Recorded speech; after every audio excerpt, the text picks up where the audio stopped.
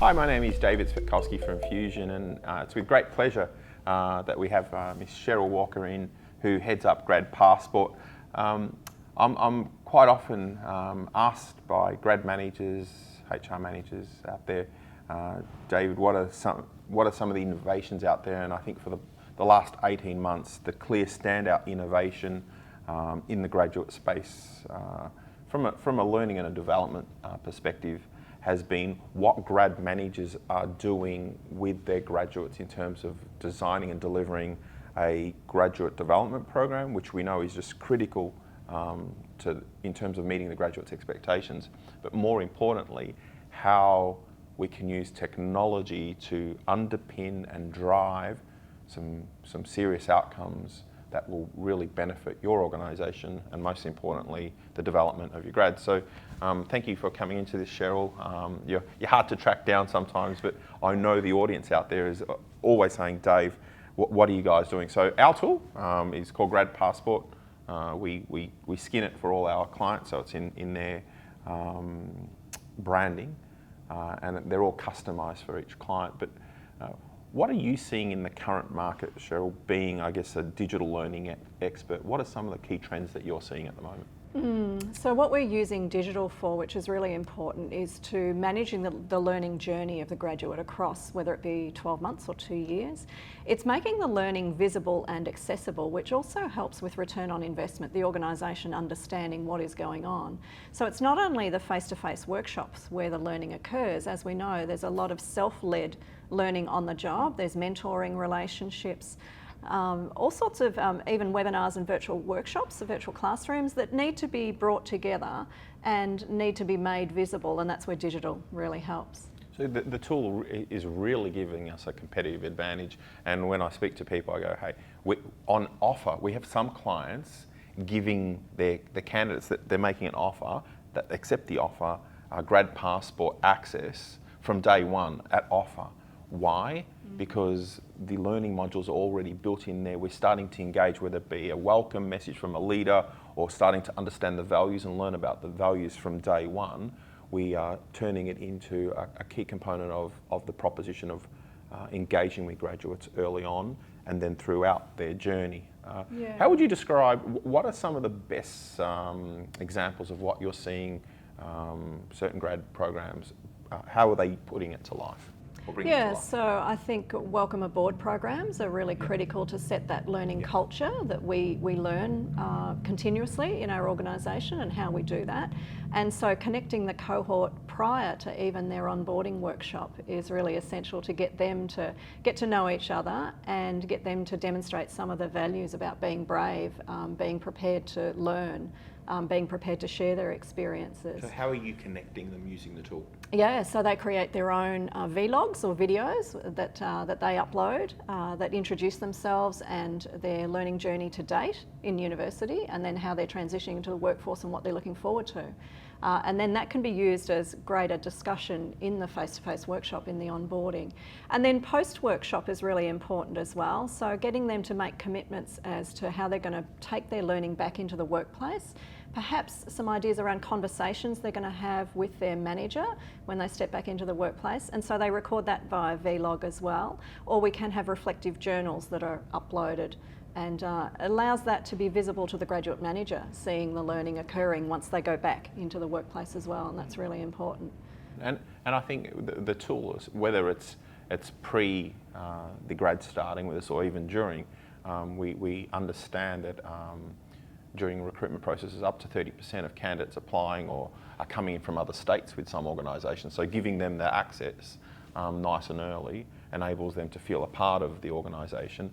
And even then, once they've started, we know we have some large programs with graduates dispersed around the country. We have some mining graduates that have full access to this tool. So it's really bringing a new dimension to a lot of programs that we're dealing with. It is, as you say, that connection, but also for the graduate manager, you know, just administering those people coming together for learning experiences and then, you know, sending them away. So we use Graduate Passport as an event management kind of situation as well. So more than what your LMS does, it's really about getting people prepared of, on the mining sites, where to go, what to wear, what to bring, what to read beforehand, and some questions to reflect on that you can bring to the workshop so that you're ready to learn. The event management continues post-learning event as well, with things like evaluation surveys, reflections, further readings, and when we're coming together next, what's next in the learning journey. So really keeping the learning forefront of mind throughout the year, even if the graduates are dispersed around the country. I get asked, are graduates actually using it? Quite often some grad managers go, we give it to them and they won't use it. Are graduates using the tool? Yes, yeah, graduates love digital. They hop online, particularly if you keep it fresh and keep reminding them. So any of your communications with them, bringing them back to that portal. It's a portal that we can hook other things to. So via a URL connection, we can hook to your intranet for certain resources or policies, and hook to external websites as well. So it's bringing those connections or that network of digital together, and graduates love that. They love to be driven. What are some of the key features that you're finding, whether they're new or the graduates are really attracted to, based on you being able to see the usage data in the background? Yeah, video is the big one. So YouTube, TED Talks videos, those kinds of things have an existing credibility, and I think the medium of video is very powerful. You can consume it on any device and on the run. We've got plenty of internet connection these days, so people consuming video on their tablets or iPads or mobile devices. Creating video also in this graduate generation is very powerful. So the Instagram revolution of people creating stories, we bring that into the learning realm, and grads do like to create their own short videos of what they're noticing and what they're doing, and yeah, that's very engaging. And when we for a new grad manager or a learning and development manager out there that's thinking, what my program would look like for 2 years, how could I use this tool? How many modules do you have pre-built that you can customise? Yeah, we've got more than 25 modules now in subject areas that we know are relevant for graduates, both first and second year journeys.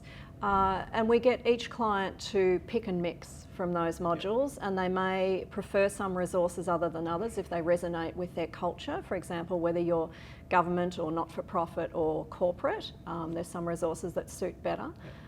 And also they mix and match with what you're doing in face-to-face workshops. So it's easy for a new grad program or a grad program that's in existence that doesn't have much structure around the development program to come in, have their program customised with pre-existing modules that are essential for the growth, I guess, of a graduate through the phases of their learning. What do you foresee in the future, the next 12 to 24 months, being some of the critical elements that this tool or the learning and development environment need to bring to life? I think taking more advantage of live online, so webinar or virtual classroom kind of thing, because it is agile, it's flexible. Even the current issue with coronavirus at the moment, I'm finding a lot of demand for virtual classrooms because we're not sharing germs in virtual classrooms. So, so I think it's putting that into the blend. It doesn't take away from face-to-face. We still need the face-to-face workshops. We still need to bring people together as human beings. But if we really want to go deeper in some topics and challenge people more, to be able to have those touch points that are flexible live online are really key to holding it together and keeping the engagement high. And they're all housed, so if you didn't watch the webinar, the lifetime, you can go back, watch it, and they're all supported with learning journal notes? Yes, so you can use participant workbooks or learning journals together with live online. If you have a very good facilitator who's agile in the software, then they're just as engaging as when they're face-to-face.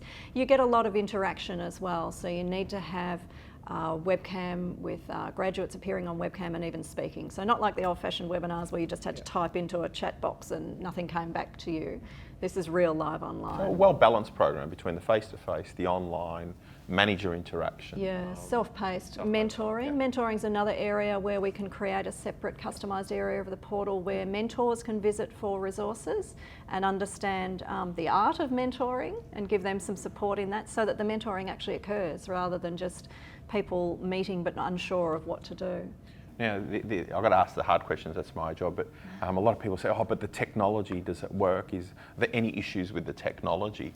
How are you finding the technology, and is it working? Yeah, fairly easy. It's a website. Yeah. You can speak to your IT if they have firewall issues about whitelisting that website, which means, you know, straight through.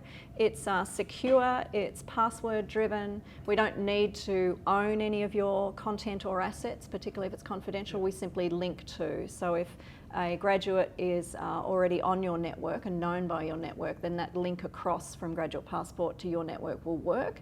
For someone like me who's not on your network, I won't be able to link across and see that content. So there's lots of ways that we can make it accessible without making it insecure.